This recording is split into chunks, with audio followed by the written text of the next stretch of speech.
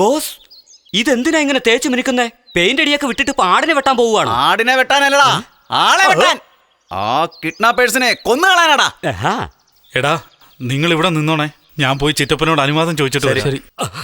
കൃഷ്ണമൂർത്തി, നീ ഒരു കാര്യം അറിഞ്ഞായിരുന്നു? ബോസ് എനിക്ക് ശമ്പളം കൂട്ടിയടാ 10 രൂപ.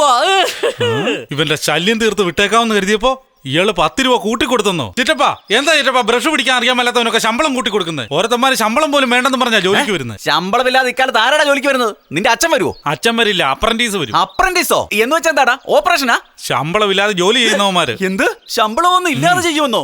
അങ്ങനെയാണെങ്കിൽ ശമ്പളം മേടിക്കുന്ന എല്ലാരെയും പറഞ്ഞു വിട്ടിട്ട് എല്ലാരെയും അപ്രന്റീസ് ആയിട്ട് വെക്കാവിടാ. എന്താ അത്രയും പേർക്ക് ഞാൻ എവിടെ പോവാനാ?